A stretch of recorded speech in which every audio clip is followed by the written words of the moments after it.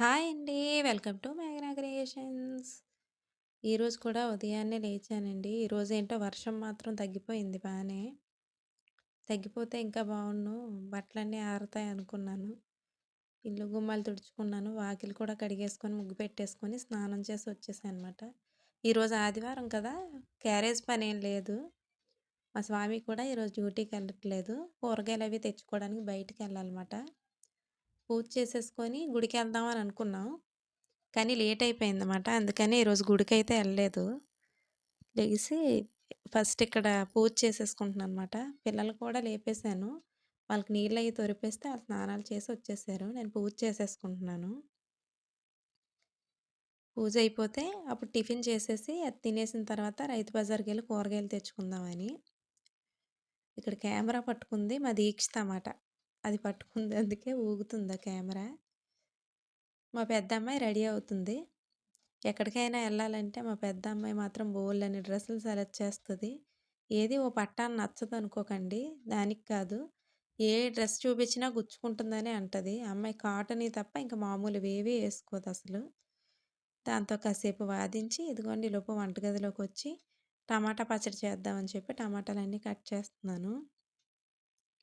ఈ పచ్చడైతే నాకు చాలా ఇష్టం. అయితే కొబ్బరి పచ్చడి లేదంటే ఇదే చేస్తాను నేను. బొంబాయి చట్నీ ఎప్పుడో గాని చేయను. అది ఎవరైనా అడగాలి నన్ను. పిల్లలు గాని, మా ఆయన గారు గాని అడిగితేనే చేస్తాను. ఎందుకంటే నాకదేం అంత నచ్చదు.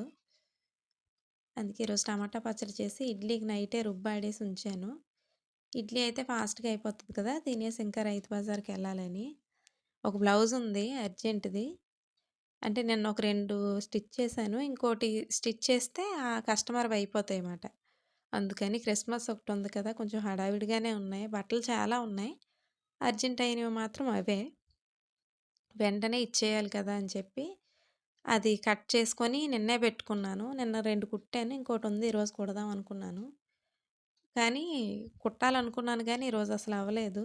పని చాలా ఫాస్ట్‌గా అయిపోద్దని నిన్న ఎంత ప్లాన్ చేసుకున్నా, ఈరోజు మాత్రం నాకు పని అస్సలు అవ్వలేదు. అదెందుకో మీకు ఈ వీడియో పూర్తిగా చూస్తే అర్థమవుతది. ఇదిగోండి టమాటా పచ్చడి పెట్టాను పొయ్యి మీద. ఈ పొయ్యి మీద ఇడ్లీ పెట్టేసుకున్నాను.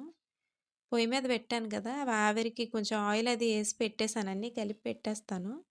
అది ఉడికిపోయిన తర్వాత మిక్సీ ఏసేసి పోపేసుకోవడమే. చూసారా? కరివేపాకు కొంచెం కడిగేసాను. అందుకనే ఒకేసారి ఎయగానే మంటలొచ్చేసాయన్నమాట. మా మేఘన భయపడి పారిపోయింది దెబ్బకి. అయిపోయింది. చట్నీ అది పోపు పెట్టేసి మేము టిఫిన్ చేసేసాం. ఇప్పుడు రైతు బజార్‌కి స్టార్ట్ అయ్యామన్నమాట. ఎప్పుడూ సివిల్‌లో ఉన్నప్పుడైతే ఉదయం లేవగానే వెళ్ళిపోతాం రైతు బజార్‌కి. 7 గంటలకల్లా ఎళ్ళిపోతాంమాట. ఎళ్ళిపోయి కూరగాయలు అవన్నీ కొనుక్కొని, కూర కూడా తీసుకొనొస్తాము. ఈసారి మరి ఫస్ట్ ఇంట్లో పూజ అయిన తర్వాత ఎళ్ళాలి కదా! అందుకనే. ఈ క్యారెట్లు చూసారా? ఇవి వింటర్‌లోనే దొరుకుతాయి మనకి. హల్వాకైతే చాలా బావుంటాయి.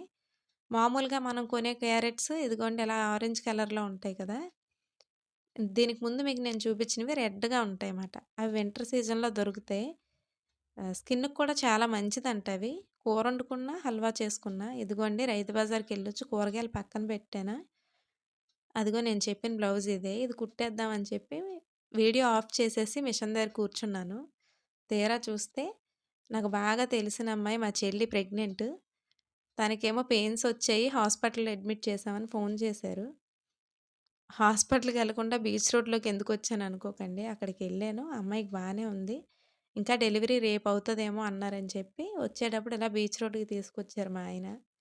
ఉదయాన్నే బీచ్‌కొస్తే ఎంత బావుంటదో కదా! నాకు వర్షంలో బీచ్‌కి రావడం చాలా ఇష్టం. ఎంత దరిద్రం అంటే, ఇది ఫస్ట్ టైమ్ కాదు. చాలా సార్లు ఇలాగే జరిగింది నాకు. నేనెప్పుడొచ్చినా వర్షం ఆగిపోతది. నిన్నటి దాకా వర్షం పడింది.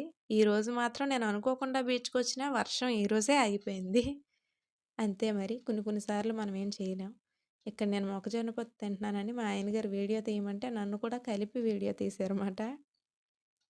మొత్తానికి బీచ్‌ని చూస్తే నాకు చాలా ప్రశాంతంగా అనిపిస్తది. మీలో ఎంతమంది వైజాగ్‌లో ఉన్నారు? ఉంటే బీచ్ లవర్స్ ఎంతమందో నాకు కామెంట్ చేయండి.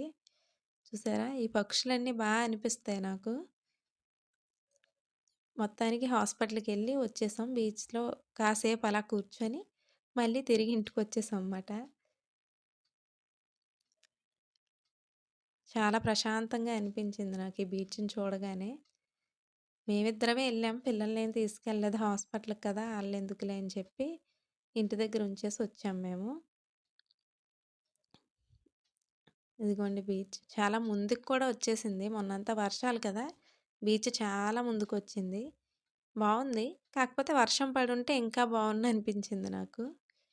అలా వచ్చి ప్రశాంతంగా కాసేపు కూర్చున్నాం. ఇంక వెంటనే ఇంటికెళ్ళిపోదామని చెప్పి ఇంటికి స్టార్ట్ అయిపోయామన్నమాట. ఇంటికి స్టార్ట్ అయిపోయిన తర్వాత చూస్తే అక్కడ భోజనాలు పెడుతున్నారన్నమాట. వెళ్ళే వాళ్ళని ఆపి పిలిచి మరీ పెడుతున్నారు. ఏదో ఫౌండేషన్ ఆళ్ళది. శారదా ఏదో చెప్పారు. నాకు పేరు గుర్తులేదు. వీడియోలో కనిపిస్తది. అది కూడా సరిగ్గా పడలేదు. ఇంక అక్కడ భోంచేసి ఇంటికొచ్చేసామన్నమాట. అంతేనండి ఇంక ఈ వీడియో. వీడియో నచ్చితే లైక్ చేయండి. ఇప్పటి వరకు ఎవరు సబ్స్క్రైబ్ చేసుకోకపోతే సబ్స్క్రైబ్